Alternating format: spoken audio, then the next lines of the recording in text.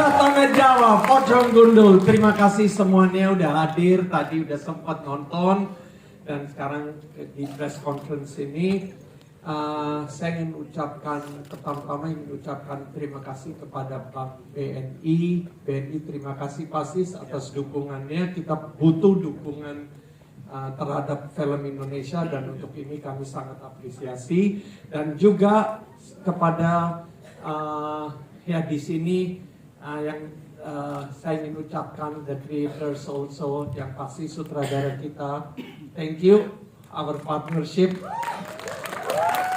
Yang pasti ini adalah film pertama dengan Om Hao, kisahnya banyak nanti yang akan diceritakan, tapi pelan-pelan ya. Satu-satu udah antri. Jadi hari ini selamat Om Hao, filmnya akhirnya Kisah Tanah Jawa. Jadi di sini Om Hao-nya bukan hanya ada Om Hao, ada satu lagi Om Hao sebelah saya. Selamat, terima kasih. Dan terima kasih banyak Pak. Terima kasih. Kacamatanya Ketinggalan. Kepada all cast, terima kasih. Selamat dan juga Ogi Aga, kerjasama kita masa pandemi terus kita berdebat, akhirnya dapat kombinasi yang tepat untuk film ini. Dan film ini akan tayang 21 September serentak di seluruh Indonesia, dan juga kita ada sneak preview 20 September hanya jam 7 malam, setengah 7 sampai jam 7 malam satu show sneak preview. Yang mau nonton lagi bisa juga, dan tolong kalau memang filmnya mudah-mudahan sesuai harapan dan film ini bisa membangkitkan, selalu kontribusi dan membantu film Indonesia. Saya punya prinsip dan moto adalah kerjanya selalu untuk film Indonesia bisa jadi tuan rumah. Saya sutradara Kisah Tanah Jawa, Halo guys. Seperti Pak Manoj bilang, Kisah Tanah Jawa ini mulai kita tulis dari tahun 2019. Rencana awal adalah begitu saya kelar syuting KKN, langsung syuting ini Pak ya rencananya waktu itu ya. Terus ya karena pandemi, ya jadinya proyeknya di pending, lalu KKN juga ikut kena pending. Tapi waktu begitu KKN tayang, hasilnya sangat memuaskan. Langsung deh biasa produser saya yang nekat ini bilang, wih berarti kita harus level up wih. Habis KKN soalnya kan, habis KKN kita harus level up nih. Yaudah jadi naskah yang sebenarnya sudah kita lock waktu itu, kita bongkar lagi lah gitu. Karena ya tujuannya memang ya kita mau ngasih yang lebih gitu kan Pak ya setelah KKN ya. Jadi tadinya udah siap syuting ya kita bongkar naskah lagi. Dan mungkin karena waktu itu lagi pandemi, Pak Manoj yang lagi gabut ini sebentar-sebentar ngajak meeting. Jadi Toto lagi di mobil, bisa meeting nggak? Zoomin lah dia di mobil, padahal dia lagi di mobil.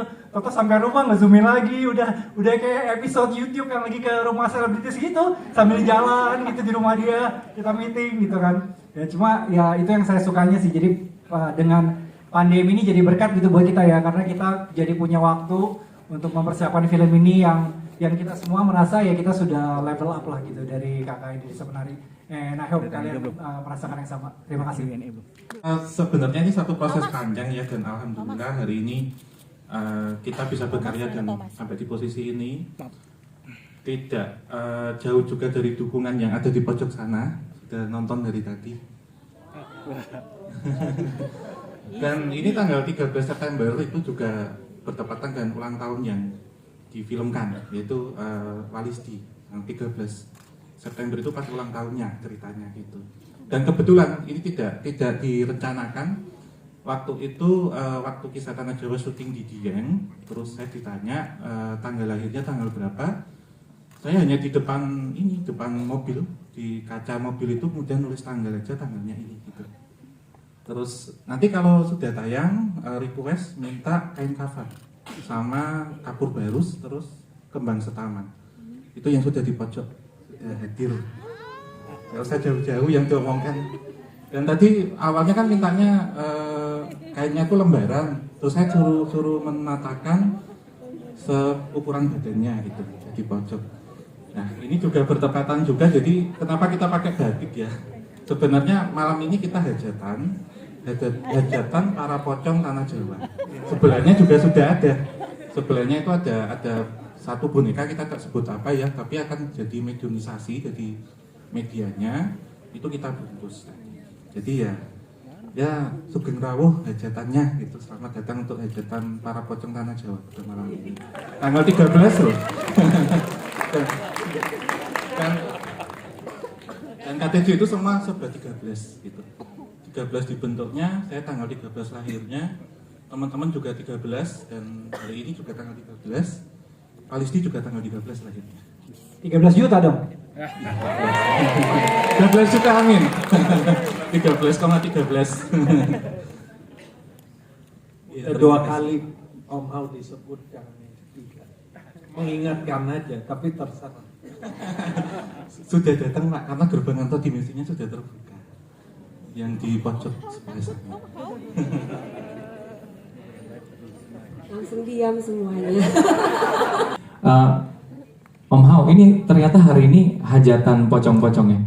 Saya dikabarinnya sama tim MD katanya premier. Kalau tahu hajatan pocong, saya mungkin nggak bisa hari ini. Salah infonya ya, tolong lebih detail besok-besok. Sama tanpa bermaksud berterima kasih terhadap pandemi, kalau memang benar proyek ini jalan 2019, mungkin bukan saya yang memerankan Om Hao. Akhirnya berjodoh dengan Kisah Tanah Jawa. Sebenarnya saya dengan Om Hao tuh kenal udah cukup lama.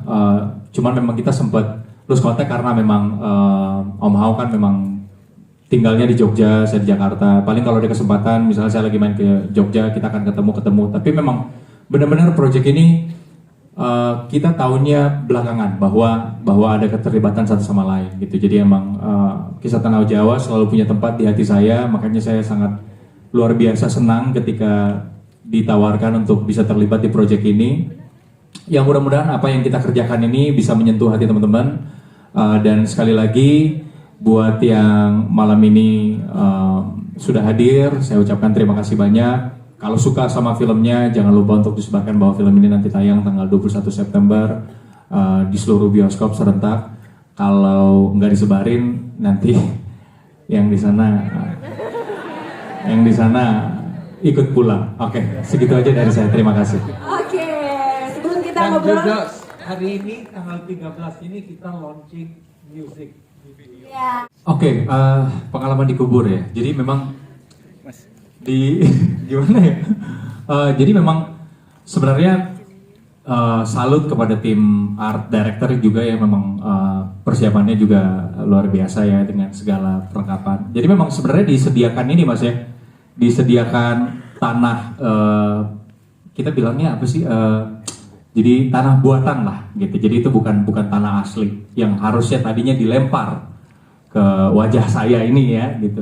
Tapi begitu kita melihat di setnya, ternyata memang kebutuhannya akan lebih dapat. Secara emosi pun saya yang memainkan juga akan lebih dapat ketika itu menggunakan tanah real yang memang ada di situ. Karena itu kan di liang lahat. Liang lahat itu memang kemudian shotnya juga cukup memperlihatkan bagaimana tekstur tanahnya gitu. Jadi akhirnya bersepakat untuk sepertinya pakai tanah aslinya aja gitu. Jadi itu tanah asli disertai dengan batu-batunya. Jadi memang ada bonusnya.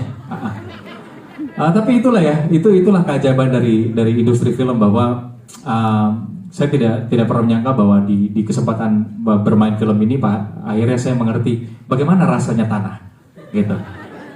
Kalau tanya, saya juga nggak tahu gimana dijelasinnya. Tapi pokoknya itu pengalaman yang luar biasa. Sering banget saya kok dikerjain sama Mas Awi, sering banget. Dan itu salah satunya yang kita kerjain dengan yaitu kesepakatan bahwa kita pengen bikin jangan sampai scene itu terganggu dengan hanya karena detail-detail yang sebenarnya kita bisa atasi. Ya udah pakai yang asli aja gitu. Sebenarnya waktu take 1 kita pakai kopi dan coklat. Begitu nempel di mukanya Hao dan menempel di kain pocongnya, kelihatan banget nggak real, coklatnya lebih muda kan. Jadi begitu take 2, kita bersihin dulu, Deva, kita belum ngomong dulu nih. Begitu dalam take, loh, Mas Afik tuh kayak tanah asli ya. Begitupun masalah stuntman sebenarnya. Jadi adegan-adegan sulit, yang sling lah segala, juga memang dari pihak departemen casting sudah request stuntman. Dan kita ada standby stuntman di lokasi. Cuma kayaknya Iwake sama Deva sempat bingung. Ini kayak stuntman gabut nih, nggak pernah dipakai gitu kan. Karena saya bilang ya nggak bisa pakai stuntman karena shot saya selalu ngeliatin muka mereka gitu kan. Tapi itu saya komitmen juga ke Dela, ke Deva, bahkan ke Naila. Pokoknya kalian nggak pakai stunt, pasti kelihatan di bioskop gitu. Kalau nggak kelihatan mah pasti saya bisa pakai stunt gitu sih. Jadi ya bisa dilihat kan yang dikubur tuh. Deva kayak mungkin ada tahan nafas 1 menit tuh kayak dia di bawah tanah. Ya jadi akhirnya kita semua pakai pemain asli. Gitu. Terus kalau masalah makeup, kebetulan kayaknya tim makeup saya ada di situ tuh, Mbak Yona yang duduk deket Walisdi. Nah itu tuh, Yona tuh yang memakeup Pocong Walisdi. Untuk masalah makeup kayaknya Mbak Yona mungkin ngobrolnya sama Om Hal. Iya, kebetulan saya sampai. Iya, terus. Iya, saya ketemu Mbak Yona sebenarnya di lokasi, Pak. Ketemu di lokasi dan itu request dari beliaunya sendiri yang tidak disebut 3 kali, Pak. Yang di pojok. Waktu itu beliau mendatangi Mbak Yona dulu, request saya ingin di makeupnya seperti apa, dan saya juga datang ke lokasi ngecek, termasuk yang ini bonekanya itu Mas Ali ya, yang pocong-pocongan itu juga. Dan dalam pengerjaannya sendiri saya intens ngobrol sama sosoknya itu dari awal, sejak itu dibikin tweet waktu itu di IG dan juga Twitter Kisah Tanah Jawa, kemudian menjadi buku. Itu sudah kooperatif lah sosoknya gitu. Karena saya nemunya dari hasil audisi juga, Pak, audisi pocong se-Indonesia gitu. Saya pilih yang paling menarik gitu, yang kalau selama ini yang bentuknya dibungkus saja itu kan sudah umum ya. Saya mau cari yang berbeda dari yang sering saya lihat, sudah bosen biasanya gitu. Terus nemu yang ini yang pakai hoodie itu, ininya gundul itu saya yang namain sebenarnya karena unik gitu. Jadi pocong nggak dikucir tapi dia terlepas kayak pakai jaket hoodie. Karena saya ngeliat dari jauh awalnya ini orang pakai jaket, oh ya ternyata enggak. Gitu. Terus datangnya nggak ketok pintu tapi ngedorin kepala. Itu jam 2 pagi ke rumah saya pada waktu itu. Terus ngobrol, penulisannya seperti apa. Di awal sebelum saya dengan Mas Awi, saya koordinasi dengan Mas Ugi dulu. Jadi dengan penulis ini mau seperti ini gambarannya, dan tidak dikurangi, tidak ditambahi, itu permintaan dari sosoknya sendiri. Jadi sampai hari ini masih ngobrol, termasuk hari ini sore sebelum maghrib minta duduk di mana, kain kafannya apa, bunganya mau seperti apa, bunga mawarnya seperti apa. Ajak temen boleh nggak? Boleh aja saya bilang. Biar ramenya nggak hanya di alam kita tapi di alam astral juga yang nonton kan. Sebenarnya ini memang untuk latar ceritanya itu cerita asli gitu, based on true story. Berawal dari satu sekolah di kota Jogja, saya tidak bisa sebut sekolah mana, sering terjadi kasus kesurupan sekolah ini. Dan kita coba menggali cerita, ternyata kita berhasil karena kita mendapatkan narasumber dari para alumni gitu. Alumni ini berasal dari Javanika gitu. Jadi sobat setia kita gitu. Jadi kita gali, kita mendapatkan cerita secara interview ya, kemudian digambarkan denahnya, kronologi ceritanya seperti apa. Baru setelah saya mendapatkan data-data ini, kita bilang data primer ya, saya tidak pernah ke sekolahnya karena takut gitu. Sempat dicari gurunya untuk datang untuk lihat langsung gitu, tapi saya nggak enak sebenarnya. Jadi beberapa teman-teman angkatan saya itu pernah sekolah di sini, alumni, dan menceritakan. Nah, kemudian secara retrokondisi itu ketika saya berkenalan ya, yang sekarang jadi teman baik yang ada di pojok itu ngobrol intens gitu. Jadi ngomongin tentang ini itu seperti apa. Bahkan di 1 bulan terakhir ini semua entitas pocong itu deket Mas gitu. Bahkan istri itu posisi maaf ya sedang hamil gitu, terus nyiumin bau kapur barus terus. Ini jangan nyiumin kapur barus gitu. Jadi mau tak kasih tahu karena kapur barus itu aromanya dari entitas pocong itu. Bahkan setelah dari entitas ini itu kemudian nyebar ke teman-temannya, kamu mau cerita nggak itu banyak kisah-kisahnya. Jadi saya berdasarkan data interview terhadap para alumni saya dapat, kemudian mempelajari dinas sekolahnya seperti apa, posisi letak makamnya di mana, kemudian saya mix ya, saya komparasi dengan dari residual energi atau disebutnya metode retrokondisi. Jadi melihat ke belakang. Baru kemudian ada teman saya Mas Di, itu yang melukis, menggambar pada waktu itu, kemudian dituliskan juga menjadi buku. dan baru dikembangkan. Ini Pak Anot sekarang. Bukunya kan awal-awal kita ada ambil 3 judul, Pocong Gundul, yang kedua Bang Gaib ya. Tadinya saya lagi debat sama sutradara, dia maunya Bang Gaib, paling obses ternyata lebih ke Bang Gaib, betul ya? Bang Benny, bukan Bang, ternyata Benny. Saya pikir nggak Bang Gaib, Bang Benny deh.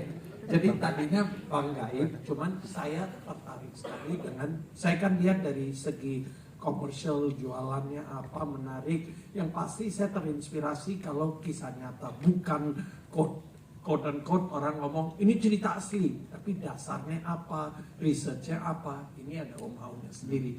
Bagi saya itu udah sangat elemen yang atraktif banget, sangat jualan bagi saya. Karena kisah nyata, ya, yang pasti kita inspire, kita balance supaya nontonnya jadi kan cerita di buku visual, tapi semaksimal mungkin, semirip mungkin, atau apa ya, adaptasinya harus sesuai lah, semaksimal mungkin. Jadi bagi saya simple, Pocong Gundul sangat menarik, Pocong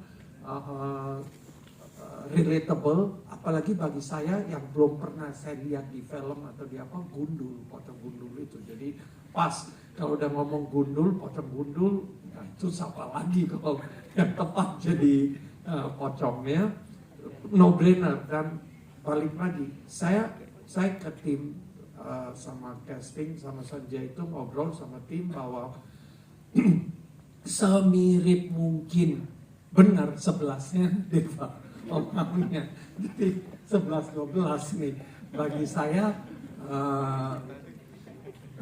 Itu ada reality element, karena saya lihat penonton kita sekarang mau sesuatu yang lebih real, lebih believable. Jadi bukan larger than life, maunya sesuatu yang itu gue tuh kok bisa relate. Jadi lihat Om Aunya, lihat ininya, dan Om Au di YouTube-nya udah 2,8 juta subscribers, dan tiap minggu jadi itu udah ada fan base yang solid. Saya tidak mau mereka kecewa, supaya semaksimal mungkin lah untuk 100% memuaskan, kan it's not easy. Jadi itu strateginya udah tepat mau kemana. Soundtrack kedua film bersama MD, and I'm very honored to be chosen again. Terima kasih. Karena telah mempercayakan lagu Mantra Dahana ini bersama saya lagi. Waktu itu sih pertama kali dikasih tahu kalau akan berkolaborasi dengan Om Iwa, saya senang dan kaget ya, kayak siapa nggak tahu Om Iwake itu. Pas kecil juga dengerinnya Iwake, ya jadi ketahuan umurnya jauh Om Iwa, maaf ya. Jadi pas saya kecil dengarnya Iwake, terus pas gede ternyata diajak untuk berkolaborasi sama Om Iwake, pastinya senang banget. Cuman di sini tantangannya karena rap dan sinden itu sebenarnya dua musik yang berbeda gitu.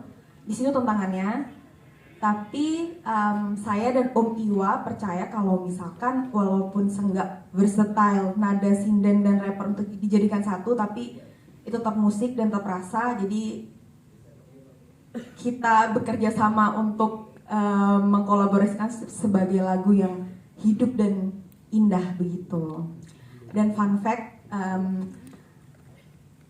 sebelumnya saya nggak pernah ketemu Om Iwake sama sekali sampai rekaman lagu ini juga belum ketemu. Jadi kita rekamannya secara terpisah. Waktu itu saya lagi pulang ke kampung halaman di Gunung Kawi, Jawa Timur.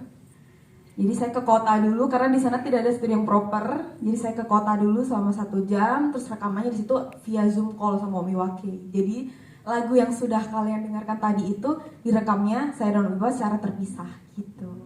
Senang banget bisa bekerja sama mereka, dan ini sebenarnya cukup apa ya? Fun fact mungkin, kenapa saya mau mengambil proyek ini. Jadi saya itu lahir dan kecil di Jogja, dan saya sudah mendengar kisah ini waktu masih kecil. Ini kayak merupakan apa ya, urban legend lah gitu di Jogja. Dan dulu ada masanya waktu saya masih kecil, orang-orang Jogja itu daerah saya tuh di daerah Demangan, di daerah situ itu di atas jam 6 mereka itu takut untuk keluar rumah karena takut untuk diketuk pintu. Jadi ketika ada proyek ini muncul, wah saya senang sekali bisa bekerja sama dan turut andil dalam proyek ini. Dari 2019 sebelum pandemi ya, Ya, 2019. cukup naik turun juga, roller coaster ride lah ya, proses penulisannya. Pokoknya dikerjain lah Pak Mana. Iya. Orangnya apa? Tapi nggak ini proses kolaborasi yang menyenangkan. Kita selalu ngulik sama Awi sama Pak Manoj untuk mendapatkan cerita yang terbaik tentunya, dan Masukan dari Om Au juga ya. betul. Cukup intens tuh kita kontak-kontakannya Om Au ya. Dan satu yang menarik sih sebenarnya kalau kita lihat balik nih, salah satu yang bikin kolaborasi ini cukup lama karena Kisah Tanah Jawa ini menawarkan sebuah semesta yang sangat kaya dan luas gitu ya. Banyak banget yang bisa diambil sampai kita sendiri tuh kadang-kadang bingung. Ini ambil apa buang ya? Kadang-kadang kalau mau dibuang juga sayang gitu kan Pak ya. Tapi akhirnya benar tadi yang dibilang sama Pak Manoj, mana yang lebih entertaining dan menarik ditonton itu adalah yang menang. Dan saya sih cuma berharap bahwa film ini bisa diterima dengan baik oleh penonton film Indonesia, sehingga kita punya kesempatan untuk mengeksplor semesta Kisah Tanah Jawa yang lain, yang nggak kalah uniknya dan nggak kalah menghibur.